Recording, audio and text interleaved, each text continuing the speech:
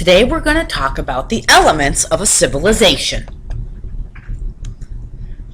Here's a little movie that'll explain to you where civilized man came from.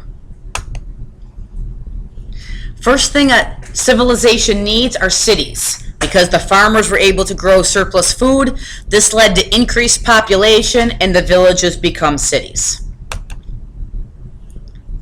Traditional economy, which was based on farming and trading, and you will also often hear the word bartering, which basically is trading. If I have got some apples and you've got some flour, we both want apple pie, we've got to trade so we have the ingredients to make some yummy apple pie. That's traditional economy, based on farming and trading. No cash money yet.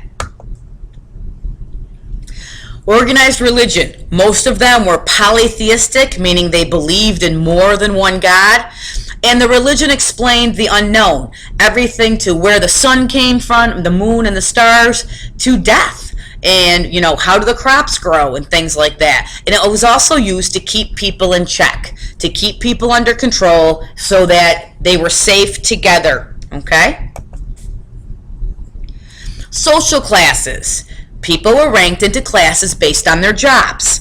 The more important people and more important jobs were near the top of the social classes, and the jobs that maybe weren't all that great, they were near the bottom. The higher you were with the social class, the more power and usually money you made or, had. Job specialization. People began to specialize in specific jobs to meet the needs of all the people. If you had a large farm with a lot of kids, you may not need all of them to become farmers. So you may start letting, let's say, your daughter create and sew together clothes, and she can sell those clothes, barter those clothes to maybe get other things you need. You can even trade jobs. Your daughter, let's say, will make new dresses for the carpenter down the street's children, and the carpenter in payment promises to come to fix the roof on your house. So job specialization was very important. Government. Governments were created they created laws, they protected the cities, they monitored food production, and basically watched over the people. And in most early societies, the government and the religion were linked. That's called a theocracy, where government and religion were very tight together, and whatever laws the religion had were also the laws that the government used. Writing systems began as pictures, and they were used for record keeping, usually how the harvest went, how were the growing seasons going, and it was kept as basically keeping together of the harvest seasons and the farming so that they could tell when the best time to plant was and things like that. It was eventually also used to keep track of taxes, because taxes eventually are going to come into play here, and people who owed money. If you owed possibly, for bartering, it was an unfair trade and things of that nature. Art and architecture included temples, palaces, religious symbols.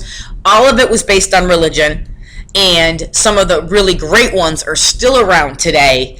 And people years and years and years later still model after some of their techniques. There is some architecture out there that have survived thousands of years, and it's still standing just as strong as it was the day after it was built.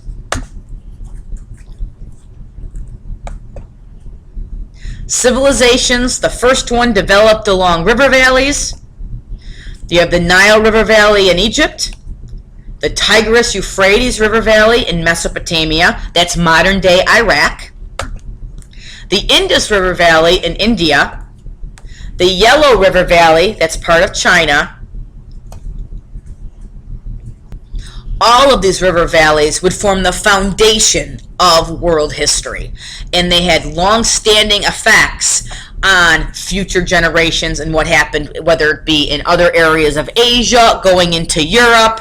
And we still look at these civilizations today in awe and wonder when you go to museums or you go look at the ancient pyramids in Egypt. Many of them, things that they built are still around, still influencing us today.